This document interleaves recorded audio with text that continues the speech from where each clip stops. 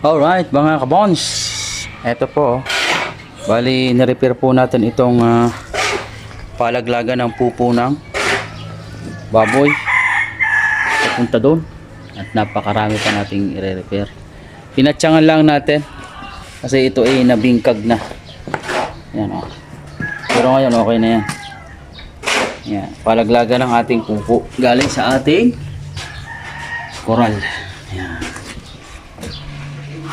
po yung ating koral na kahapon ay nalinis na.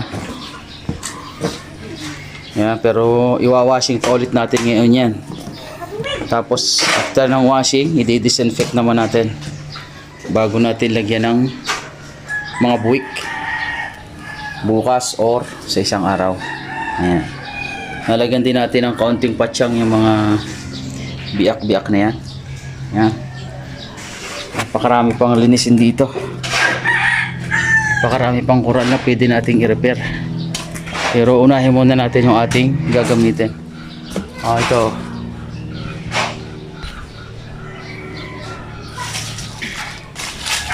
Ito yung ating mga i-repair pa sa sunod. Ngayon natin lagyan ng bakal yan. Ngayon natin ilinis. Ito. Hanggang doon sa dulo. Pero kailangan nating may prepare muna yung una nating kailangan. Yung dalawang pitak lang naman ang ating paglalagyan muna ngayon. Dahil umpisa pa lang. Ayan. Alright. Papalagay na lang ako dito ng ilaw. Tsaka ilaw dito sa gitna. Para mayroong ilaw sa magdamag. Nakaset up na yung ating breaker. Papunta dito sa ating sprayer, yeah. Meron na rin tayo nakaabaw na paututan. So bibili tayo ng galon dito. Dito natin ilalagay yung galon na paututan ng baboy para hindi siya naka-direct doon sa tangke. Ayun, kailangan nating iiwas sa init yung tubig para hindi magtae yung mga baboy. So meron na rin tayo nakaabang na faucet dito. Yan. Para sa ating igiban. Ito, papalitan natin ito ng wiring. So pansamantala ito. Tataas pa natin ito dito para hindi nakalapit sa semento. Ayun. Alright. Ito yung aking gasig na mga kasama. Ayan, oh. Ayun, oh. Si Jay at saka si Basti na nakarinig ng maglolo, may biglang sumipag. Aba. Sabi ko lang maglolo, may biglang sumipag eh. Ayan. Ayan. Alright.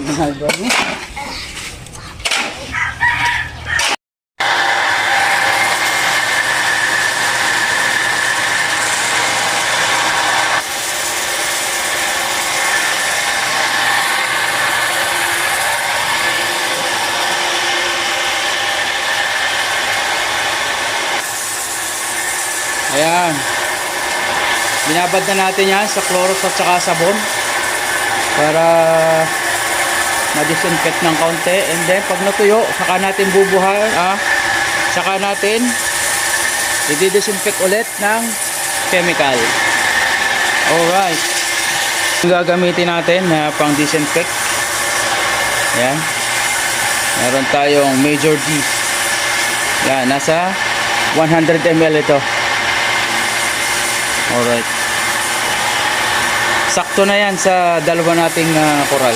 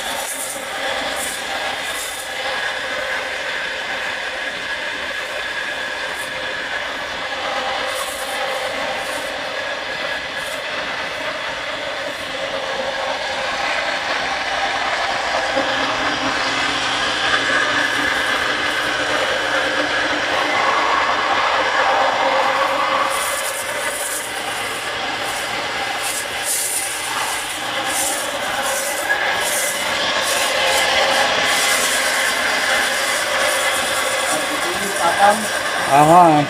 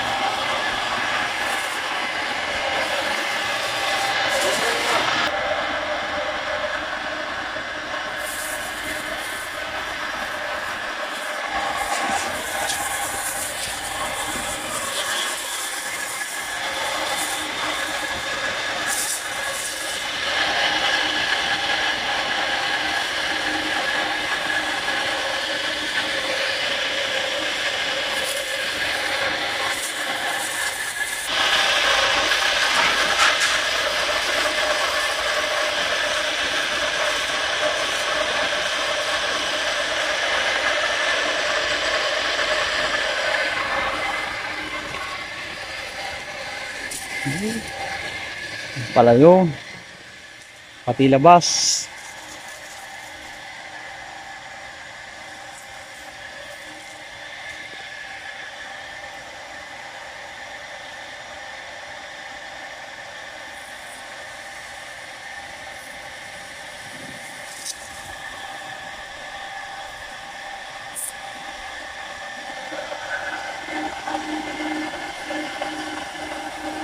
Layo pa? Marami pa. Marami pa.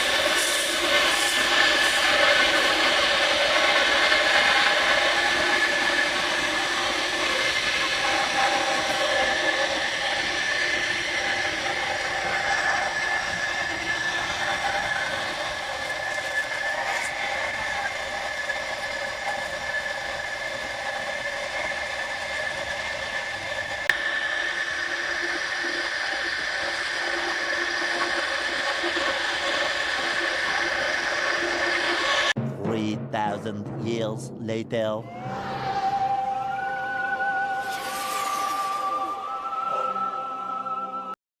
Hi po guys. Yon mga kabons. Hi. Ayun ha. Wala, tingnan mo. Silipin po natin ang ating 8 paunang baboy. Yan. Yan. Meron na po tayong baboy na inaalagaan. Welcome po sa Bones Farm. Yan. Meron na tayong 8 baboy na uumpisahang alagaan. 6, 7, 8. Yan, galing po sa ating kumparing Ismael. 8 yan. Bali ang isa nito ay Alagaan ko yan. tumitimbang ng 20. Yan, pinakamababa ay 18. Yan, 22, 18. Alright. Ha? Medyo pricey pa po ang Ba't nang anak ka? Ba't may bata? kilo ng buwik ngayon dahil Ayan, may babae.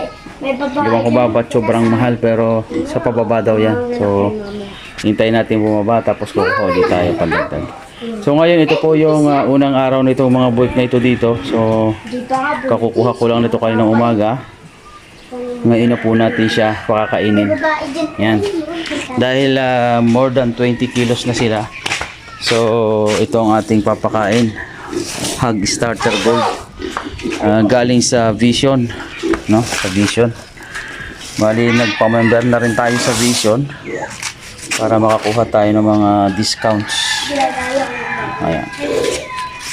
So ayan, magpapakain na po tayo. Alright. Yun.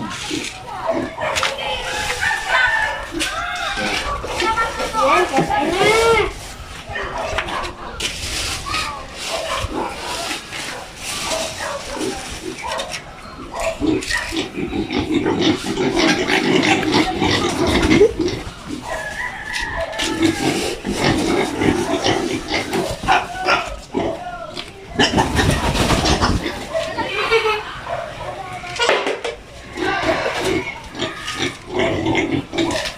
Huwag mong gugulatin, Sebastian.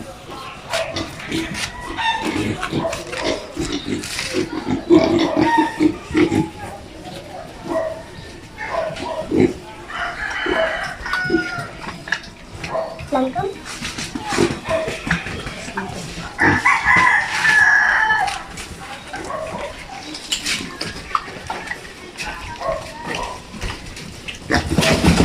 Hala. Hindi, nagugulat ang baboy. Nagugulat.